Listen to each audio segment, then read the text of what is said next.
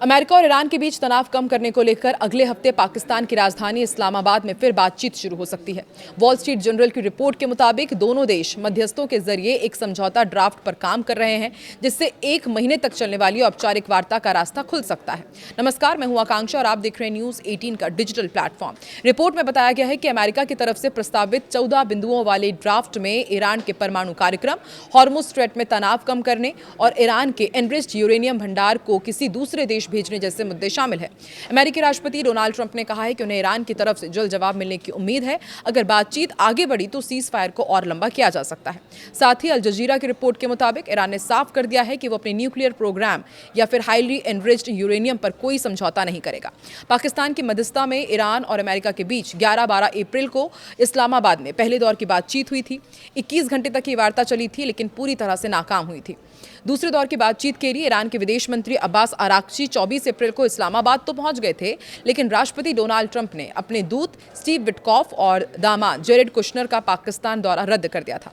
पिछले 24 घंटे में 5 बड़े अपडेट्स क्या हैं वो आपको फटाफट बता दें। देखिए, ईरान ने कहा है कि हॉर्मुज में दखल दिया गया तो जंग फिर शुरू होगी। ईरान ने अमेरिका को चेतावनी दी है कि अगर उसने हॉर्मुज में फिर दखल देने की कोशिश की तो क्षेत्र में दोबारा युद्ध शुरू हो सकता है।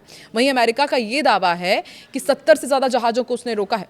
सेंटकॉम ने कहा है कि उसने 70 से ज्यादा जहाजों को ईरानी बंदरगाहों तक पहुंचाने या फिर वहां से निकलने से रोक दिया है। अमेरिका के मुताबिक इन जहाज़ों में 13 अरब डॉलर से ज़्यादा कीमत का तेल ले जाने की क्षमता थी। यूएई पर मिसाइल और ड्रोन हमलों का दावा भी किया गया है। यूएई ने कहा है कि ईरान ने 2 बैलिस्टिक मिसाइल और 3 ड्रोन दागे हैं, और जिन्हें एयर डिफेंस सिस्टम ने हवा में ही नष्ट कर दिया, और हमले में 3 लोगों के घायल होने की जानकारी दी गई है। वहीं जो चौथा बड़ा अपडेट है वो ये कि ईरान अमेरिका के बीच 30 दिन के समझौते पर चर्चा हो रही है। रिपोर्ट्स के मुताबिक दोनों देश 30 दिन तक संघर्ष रोकने और हॉर्मुज को व्यापारिक जहाज़ों के लिए खोलने के प्रस्ताव पर बातचीत कर रहे हैं। परमाणु कार्यक्रम और एनरिच्ड यूरेनियम अभी सबसे बड़ा विवाद बना हुआ है। हॉर्मुज संकट से तेल और सोने की कीमतों में उछाल देखा जा रहा है। हॉर्मुज में तनाव बढ़ने के बाद ब्रेंट क्रूड $103 प्रति बैरल तक जा पहुंचा है। वहीं अमेरिका ईरान समझौते की उम्मीद से सोने की कीमतों में तेजी देखी जा रही है।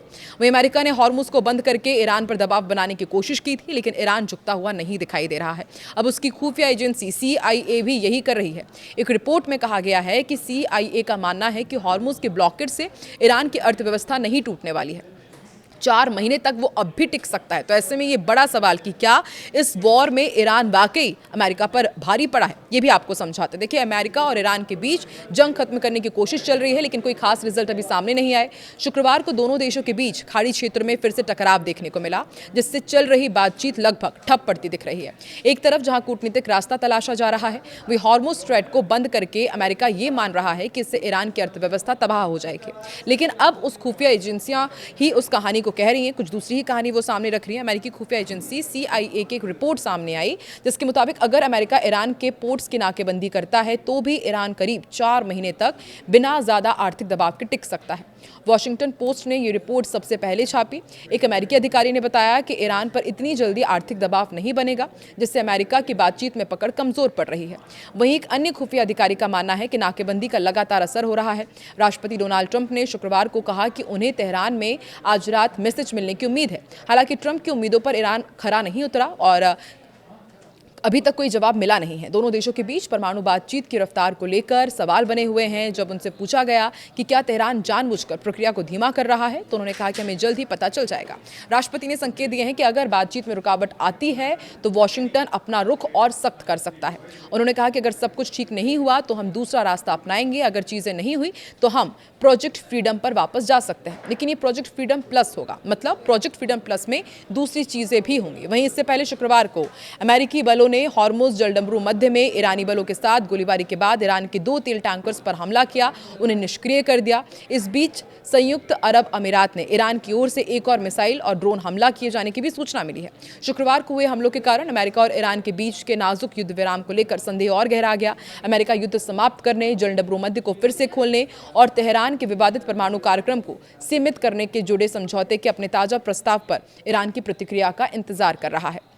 आपको क्या लगता है, ईरान की तरफ से क्या प्रतिक्रिया सामने आएगी? क्या जो कहा जा रहा है कि इस्लामाबाद में अब तीसरे दौर की बातचीत हो सकती है और उसके बाद ईरान और अमेरिका के बीच क्या ऑल इज वेल जल्द होने वाला है? आपको क्या लगता है? कमेंट सेक्शन पर जरूर बताएं।